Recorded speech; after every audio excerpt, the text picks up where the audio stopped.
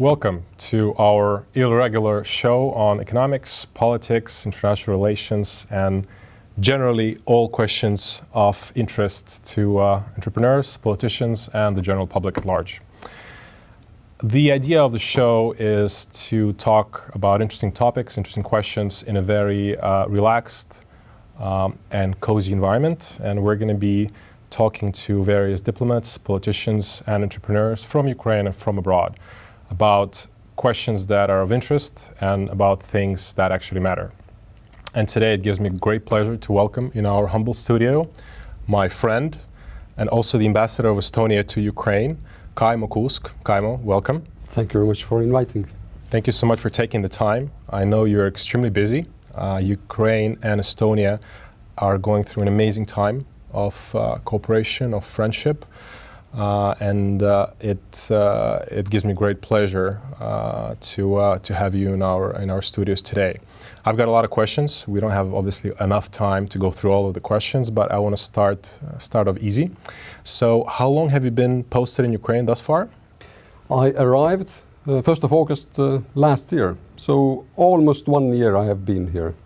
Excellent, excellent. So, from all the things that you've managed to experience, what are the 3 most unexpected discoveries that you've uncovered for yourself personally about Ukraine? Well, I think one of the biggest impressions is the size of the country. In Estonia, if you start the engine in Tallinn of your car, in less than 3 hours you are actually already in Latvia. Good point. In center of Kiev, you are probably out of Kiev in traffic jams time. So that's the first thing. You can fly from Tallinn to Kiev in about 1 hour and a half. The same time almost you are flying from Kiev to Zaporizhzhia. So I flew myself. So the size of the country is very impressive for me. The second thing what I have learned just is your capability in space technique. Your university is really good. Your history past in space exploration, I didn't imagine that that's the Ukraine who is behind. And I just learned that in Elon Musk's team also one of the engineers was Ukrainian. That's true. Ukrainian. That's true. That's true. Yeah. And the third one, absolutely impressive, is your IT, vast IT sector. I know Estonia is good, but Ukraine is doing good as well, and that's great. For It's amazing to hear. I mean, I myself am an engineer, and of course, as part of my work at iHub, we do work a lot with IT, with tech startups and innovation. So it's amazing to hear your high praises of Ukraine's potential in this particular sphere, which is so close to my heart.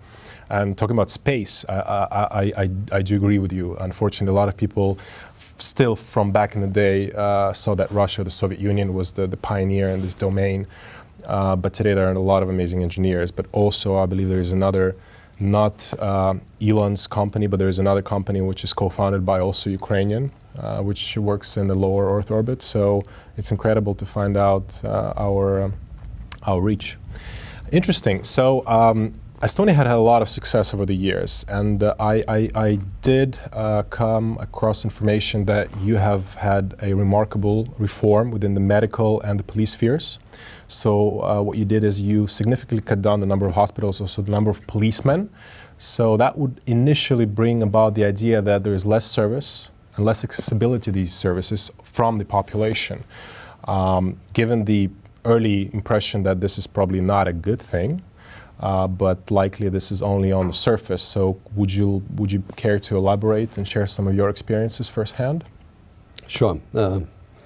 I think one of the most important things to keep in mind is that physical distance or the lack of physical distance doesn't mean the reachability of good service, either in medical sphere or police actually activity. And I can give you example from my childhood. I was born in Soviet Union. I was 7 when I got sick quite seriously. And I was hospitalized to a small, very small town hospital where I lived. So it's 1 kilometer from my home. So it seems that the medical service is really, really close.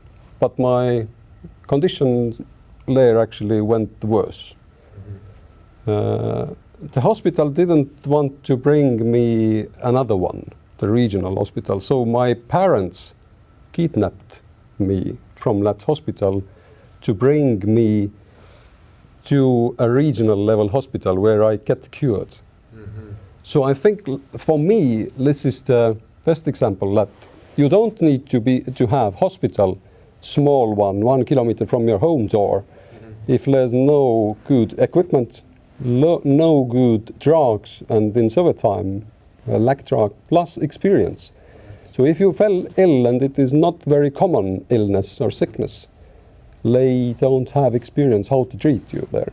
So they can actually do you more bad than good. Exactly. Yeah. So we actually moved away from this Soviet system where the slogans were good, free medical service for everybody, Right. To a very high quality medical service in Estonia, different levels, but really world class medical service. You need to see that the number of kilometers is not so important. You have to get very good quality medical service, and it should be reachable a little bit different way.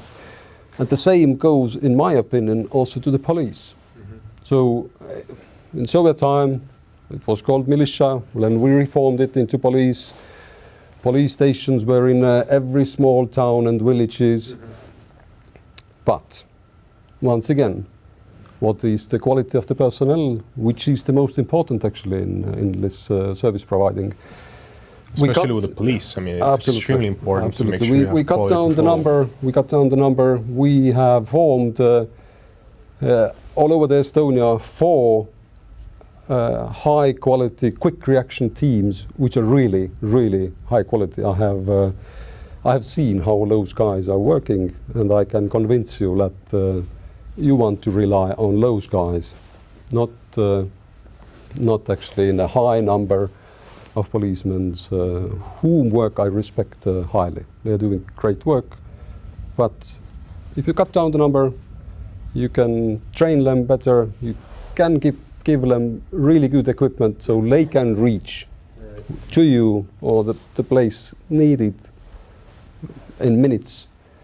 Plus actually also, yeah. It's a very incredible, actually great point. I mean, if you think what was important 100 years ago when we used horses, it took a while to get from A to B if it was 10 or 20 kilometers away. Now you have cars, speed trains, and of course air travel. That is affordable and that cuts our travel costs by a factor of 10, maybe a factor of 50 in some cases. So it's interesting to learn how quantity has successfully converged into quality in Estonia, and I think Ukraine has much to learn, because we do have that Soviet history, maybe even much more deeply embedded in our system than Estonia. Plus, we have also started to involve a voluntary component. There's a voluntary rescue service. The government gives you the equipment, really good firefighter cars, plus training, but the guys are voluntary. In their village, they react quicker than all the other ones actually nearby. And that also we have the, how to call it, voluntaries who help the police as well actually, so they can do also some things. Incredible. That's an important part in That's Estonia. true, yeah. That also builds community. So talking about a very interesting and I would say sensitive topic in Ukraine. I mean, we've been fighting for this land reform for years, at least for a decade since I remember, because back in my past I used to work within the agricultural sector as well. and we are finally on the verge of completing an agricultural land reform in Ukraine, which is an extremely big deal. It is controversial. A lot of people are worried and concerned. I would love to learn your experience. Estonia has done it before. Could you share some of your insights, what it takes, and how does it feel once you've actually completed this life-changing reform for so many of us? It feels good. That's it. You can stop there. No, it's excellent. Oh, well, it wasn't easy. It's a painful process in the meaning of sharing the information, because lots of rumors, lots of fears are arising. We in Estonia, we were really afraid that our rich neighbors from north, Finns, our brothers, we can consider so. I have heard about them, yeah, for 7 years. Yeah. Coming to Estonia, buying all the land, all our beautiful islands and seaside, and we cannot go to swim and fishing anymore. So that was the fear in Estonian society. I guess that didn't come to fruition? It didn't happen.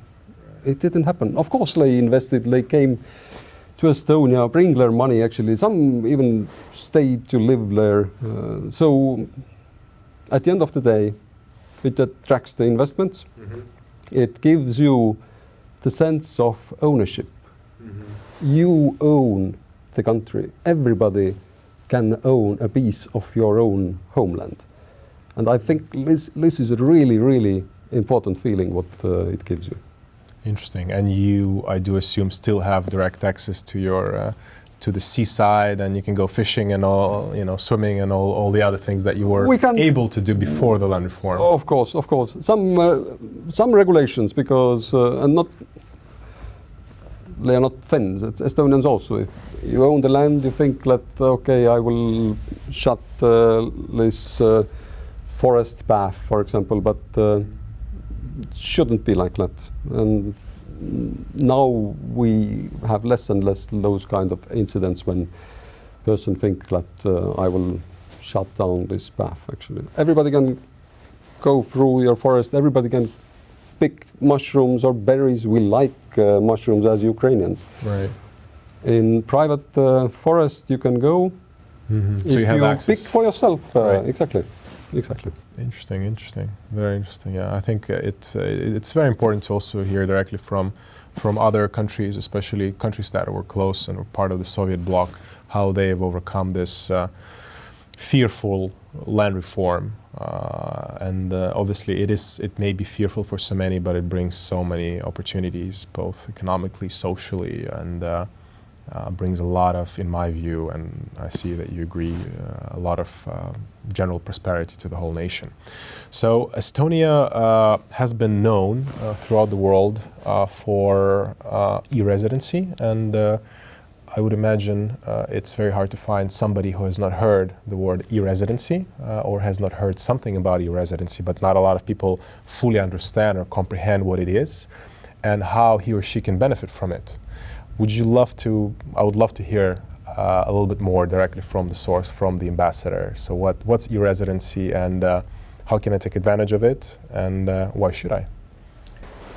Well, it's our way to give a gift for the others. We can call it like that. So Estonia is very proud of our own e-solutions, the services government gives for its citizens, but not only governments, banks. If you go to buy a car, you can do it using your electronic ID card, and you can identify yourself. You can sign the treaties via internet.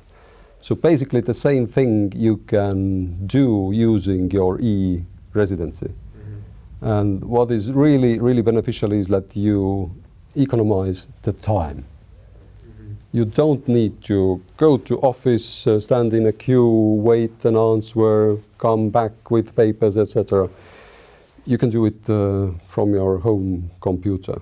We in Estonia, we have even calculated that giving electronic signatures, we economize 2% of GDP per year.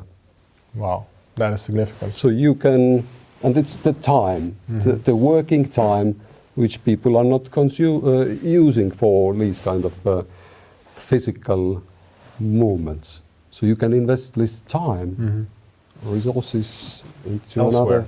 Elsewhere, exactly. Incredible. So for the people who are entrepreneurs or future entrepreneurs and businessmen and women, they would definitely love to know how e-Residency can help them set up businesses. And I've heard some rumors that you can literally do it online within the matter of 10, 20 minutes. Now, is that the case, or are those just rumors? Well, everybody have to try it, and with every circle in a rally track, you are getting a better time. But it's really within the minutes. It's set up the company, but also declaring your taxes. Well, every February there's a date when the companies and the physical individuals also have to declare taxes, and I think we are probably the only nation in the world who eagerly wait this date, because if you had paid more taxes, you are getting these money back from the state. Exactly, within the days, quickly. So it's really, really comfortable. It's usually the bank system, tax office, corporate, the state takes it as a service. We serve the customers, and the customers are the entrepreneurs for us.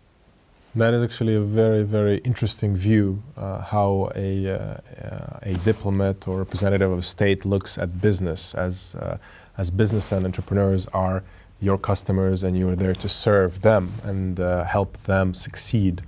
That's incredible. So let me get this straight. So if I want to set up a company in Estonia, right, and access a large market of the European Union and the Eurozone, and you guys use Euro, that takes me like 5 or 10 minutes online. I don't actually have to travel, and the company is set up. And then once I do my taxes, I also do that online. So I actually don't really need to visit Estonia for that. I can just do it from anywhere in the world. It doesn't even have to be Ukraine for that. No. That's basically that's the case. Interesting. I've heard some figures. Now I know e-Residency is being used all across the world. It's this incredible Estonian-made know-how product. But is it true that Ukrainian entrepreneurs have established the largest number of companies as part of the e-Residency program? That's absolutely true. We like Ukrainians very much. You are interested in new technologies, and out of the number of the people who have taken the e-Residency, the Ukrainians really have established the biggest amount of companies as well. That is incredible, and clearly, given the numbers, and I'm a tech guy, so I live by the numbers and I make decisions based on numbers, not so much feelings or gut feeling. Clearly, Ukrainians love Estonia and Estonians as well. Mutual. But outside, I'm just curious how we've managed to actually get to a point where Ukrainians have the largest number of e-Residencies and a largest number of companies established in Estonia. Obviously, that's partly due to your amazing work as ambassador, but what other factors do you see? Well, I think it's the friendly relations between Estonia and Ukraine as such. Really good cooperation already in the 90s, actually. We have somehow understand each other. So we can understand each other's jokes. Our fairy tales maybe are a little bit similar. So we travel, well, people have relatives here and there. Politically, we're very close. I mean, I know your president has visited on many occasions, and then our president was recently also in Tallinn, and I believe your president is coming back again once the borders are slightly more open due to the COVID-19 crisis. So it's both political and economic, I would imagine. Absolutely. The economic reasons, political reasons, also I think the environment what we have created suits Ukrainians. The languages you have, you can easily easily work with laws in Estonia as well. I think the environment itself, also the business environment, I think is supportive. As I said, we take the entrepreneurs as customers to estates. That's incredible. All right. Well, obviously we're very friendly on all levels. That could also be partly due to also some common problems or difficulties that we're faced. And Estonia has a significant border with Russia, very much like Ukraine. You have managed to keep it untouched in the same form. We have been struggling, as you know. We do have a war still ongoing, and Crimea has been annexed. I will not ask you to elaborate on that, but it would be interesting to get your opinion on how did you manage to ensure such high level of national security along these past decades as you've become independent, and what pitfalls you have experienced and how you managed to actually maneuver around them. Maybe Ukraine has something that we could learn from your experience. So yeah, we got our independence back in 1991. Then it took us 3 years, a little bit more, to get rid of the Russian troops from Estonia. So our threat assessment in Estonia was quite straightforward and quite clear from the beginning. In our region, in Baltic Sea region, there's only one foreign factor which can, in some circumstances, threaten Estonian sovereignty, and it is activity of Russia. So we started to build up our defense forces, invested there. In Estonia, you know, we have a good saying, there's never too much love, never too much security. So you have to work really hard to invest there. Also include voluntaries. We have voluntary service, Kaitseliit actually, which is the defense component, and we have also invested there. And what is really important in this voluntary service is that they do it for free. They are self-motivated. It's territory-based phenomenon also. That means the guys defend their home village, part of the town, forest, their home forest. They are best there. They are the death trap for the overwhelming enemy as well.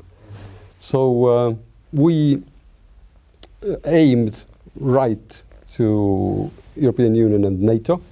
Early on. Now we are the NATO. Right. And sometimes we also trying to, forgetting it and thinking of, how the NATO can support us. We are the NATO.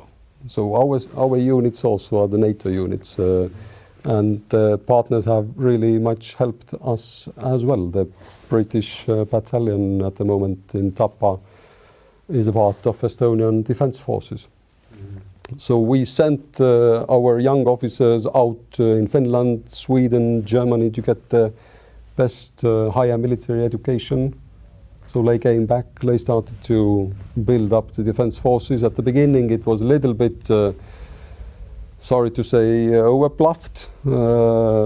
Bigger numbers as we were really actually able to equip. Now it is highly good quality, well-equipped, well-trained military forces, plus this voluntary part as well. So with such a neighbor as you have also, we share the same neighbor. It is not easy. The same risks. You have to be ready for surprises. There have been cases where our internal security service officer was kidnapped from our territory.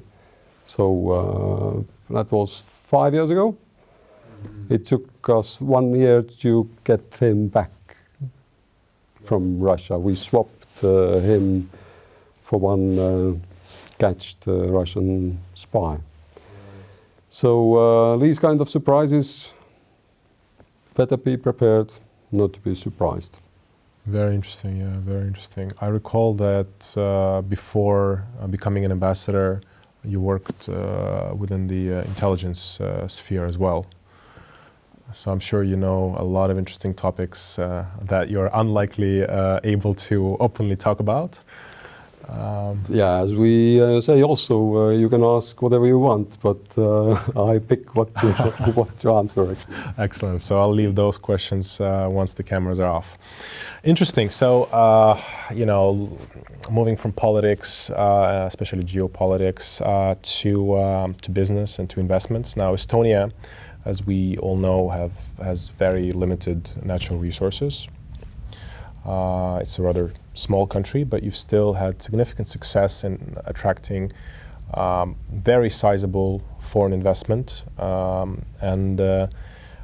Would you elaborate how your government has managed to do this and how the investment climate has been developing over the last decade in order to achieve that level of success, but also that level of prosperity, economic prosperity and stability that Estonia enjoys today? You know, everything is relative. By the territory, we are bigger than Denmark and Netherlands. So we like to call ourselves a compact country. And the biggest natural resource we have, we consider our people, Estonians. So we have invested really a lot into education. According to different international tests, our education system is one of the best in the world. So we have reformed our country from Soviet system to Western one, to pushed really, really hard through the painful reforms. First governments actually didn't get any popularity because of that. That's really hard for them, but we felt that it is needed, very much needed. So we created actually also a equal environment for everybody. Either it's education, everybody is treated equally. Actually, you can send your kid to a school which is the best despite of your income in Estonia. But also for the entrepreneurs. And it's free, right? Education is free. Yes. Now there's also a private schools as well, but majority is high quality education is free actually. For the entrepreneurs as well, everybody is treated equally, and that's really important. With your friend, you can form a company, and in some years you maybe have different visions of the outcome, and then you can go to the court, and court gives you impartial decision, and this is really, really important actually. Rule of law. Rule of law. Basically, that's really a thing which brings you the investment. But also, government worked really hard in some sectors to bring in foreign investments to tie Estonia with the West. It's not a coincidence that Estonian biggest private banks actually are Swedish. So how did that come about? The government worked to bring in the Swedish foreign investment. Foreign investment in the banking sector. Interesting, because this was decided decision. Sweden is strongly considered among the strongest financial centers outside of London, of course, in Europe, especially in Northern Europe and the Baltics. But yeah, that's the government's decision also to position itself. Already in the 90s, we belong to the West. We are not any kind of a bridge between of East and West. We are the West. There, start East. Fine if we can do the business. If not, sorry, we belong to the West. Incredible. So basically, putting people first, investing into education and treating your population as your most important resource, and rule of law. Absolutely. Treat everyone equally, impartial courts. Incredible. But then the third thing is also, how do you bring about foreign investment, not just for the sake, I believe, not just for the sake of the money that brings, but also for the sake of getting them involved in your economy, having Swedish vested interest Exactly. in the economy of Estonia. We wanted them to be interested that we are successful. We wanted Finns to be very much interested in Estonia to be successful. So incredible. That's cooperation, mutual cooperation. That's the beautiful. I think that's a very important way of looking at international business and international cooperation. You know, some people may perceive anything within any context, say the land reform, where foreigners come in and buy our land. You know, others may perceive that. You know, the government creates needed infrastructure, needed reforms, and then foreigners come in with their money, their expertise, but also their vested interest in making sure that everyone succeeds, including Ukraine or including Estonia. Absolutely. And they came in with a mature business culture, which definitely we lacked. That's the 90s. In Ukraine, like Wild West. Well, you call it a Durbo regime. We had the similar thing, but the Durbos maybe wasn't very spreaded land. We called it rodeo. The Texas rodeo. Yeah, exactly. Yeah, So from a time distance, it seems easy, but in reality, actually, it took really, really much energy from the ones who actually made the decisions then. Right, incredible. Well, let's talk about a few more problems. Now, we all live in a globalized world, the economy is globalized. Ukraine, over the last quite a few years, has been plagued by brain drain problem. A lot of Ukrainians, especially young and talented people, leave Ukraine for foreign countries to find new, exciting opportunities abroad. Would you share your experience and whether or not Estonia has had that in the past? What's the situation today? And how does Estonia as a nation state, compete in this very, very tough, competitive global arena vis-a-vis other countries? Yeah, well, it's a part of the development of societies, I think. The people going abroad, and actually we love the freedom of movement, especially those last 3 months when we are locked into our own flats. We love, actually, we feel how much we love the freedom of movement. And of course, the people are going to work abroad, and from that concrete country, their people are going somewhere else. As we are looking at that, Estonians going to work in Finland, Finns going to work in Sweden, Swedes in Norway. I don't know where the Norwegians going to work, actually. Yeah, that's a good point. Yeah, we would need to ask Ole about that. Exactly. Yeah. Exactly. Meet him and ask what I'll do that tomorrow. We can add it as a comment to this video. Excellent. That will be a good preach. But actually, big campaigns. We in Estonia, we have also launched a campaign several years ago, Talents Come Home. What works actually best is the development of society, the same business culture, the same attitude towards environment as such, the living standard. If that rise, the people start to come back, and in recent years already more Estonians coming back than going out. And actually we say to the young ones, go and look how it is abroad. And learn from them, get experience. Come back. Nowadays, in the IT world, actually, you can live outside. You have a company in Estonia. You can live anywhere. Yeah, where do you want? You can be a true nomad.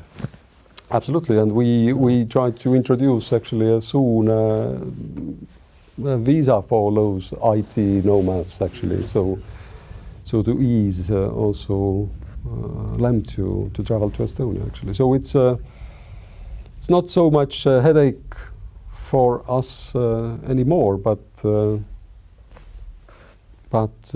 I can understand the difficulties.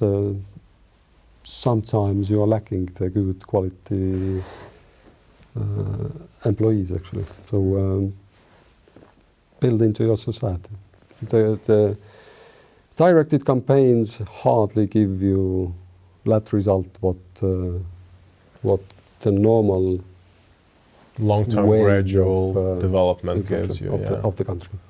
Exciting, very, very interesting. Yeah, because I myself have spent a lot of years living abroad, in Finland, in the US, in the UK, and you know, not it's been yet 10 years. Not yet in Estonia. Not yet in Estonia. I have the time will come. Yeah. been in Estonia many times. You know, I'm a big fan of Estonia. Maybe. Well, but I'm back in Ukraine, and I think there's just actually, yeah. And there's so many opportunities going about today, and obviously my opinion will be biased because I am Ukrainian, but maybe you can back me on this. I think Ukraine is going through a difficult time, but the opportunities definitely overweigh all the challenges. At the same time, really exciting time. Your work, my work, everybody's work actually have a meaning.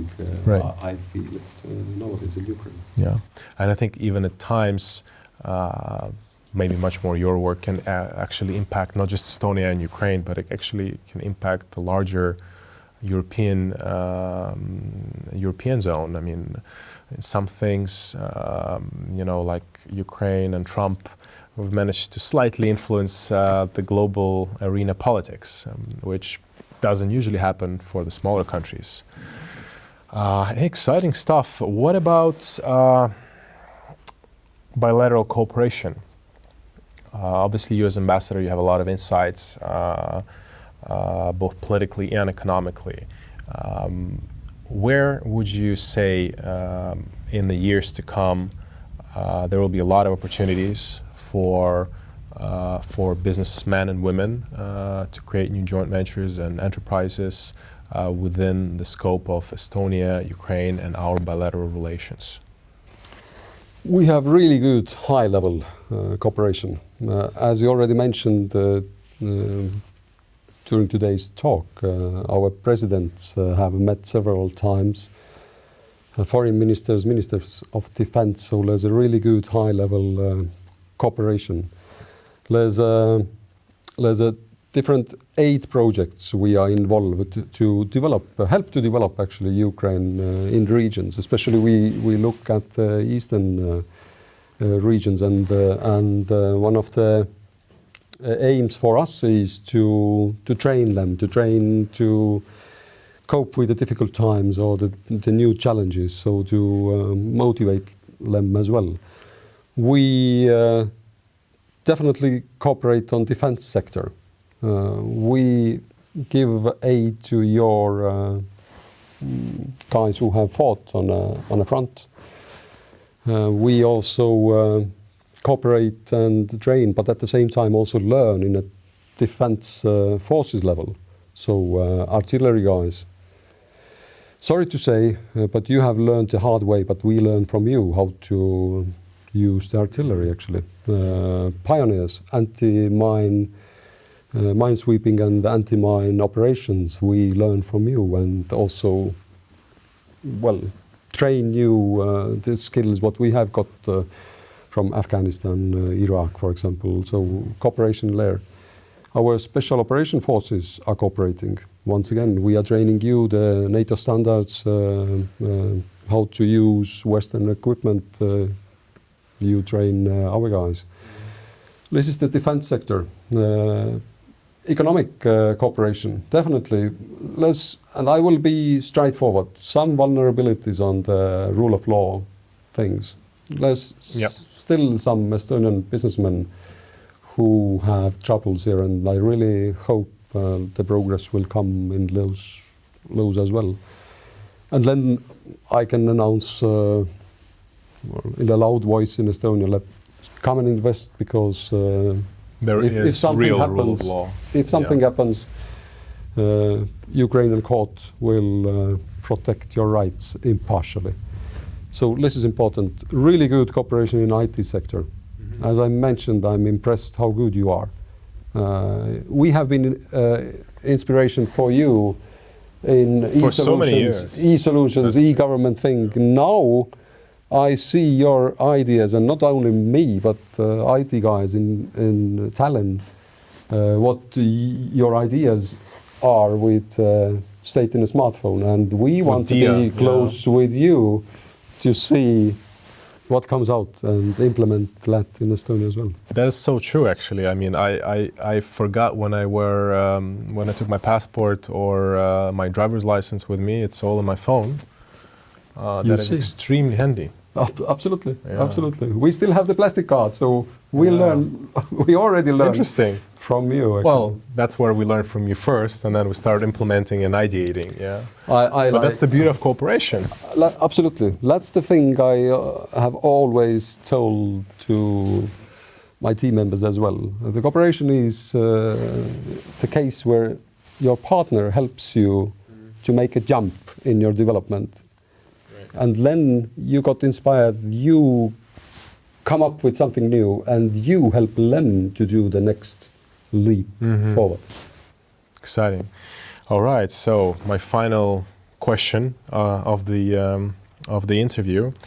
So from all the post-Soviet bloc countries, Estonia being the smallest one, I would imagine, you have managed to achieve absolutely unprecedented success in terms of quality of life, freedoms, openness to business. You're in the EU, you're in NATO. You're truly a nation that, in my humble opinion, Ukraine does and should continue to look up to and to learn from and to cooperate with. What do you think are one or two reasons that were the main foundation for your success over the course of the last 2 and a bit decades, almost 3 decades now, almost 3 decades? I think first of all, we are a very pragmatic, target-minded nation. We just aim to restore our place in the West.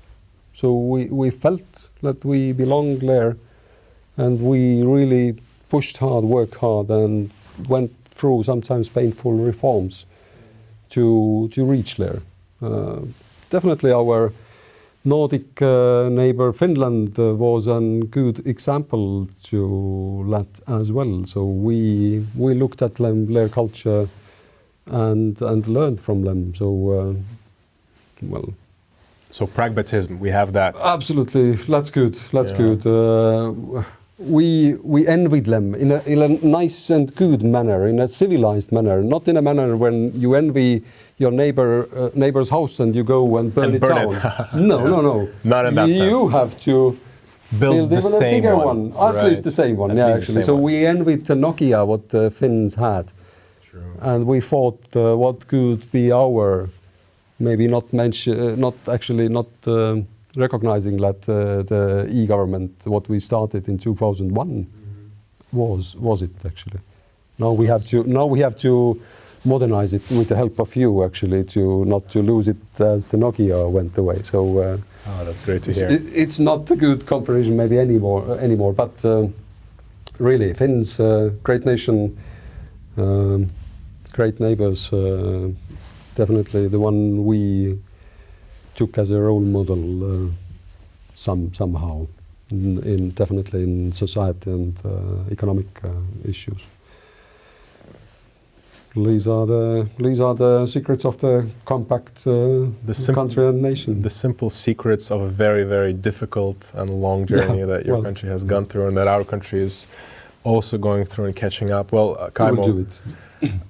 We have no choice, and I have absolute 100% certainty that we will. The question is how fast. I hope very fast.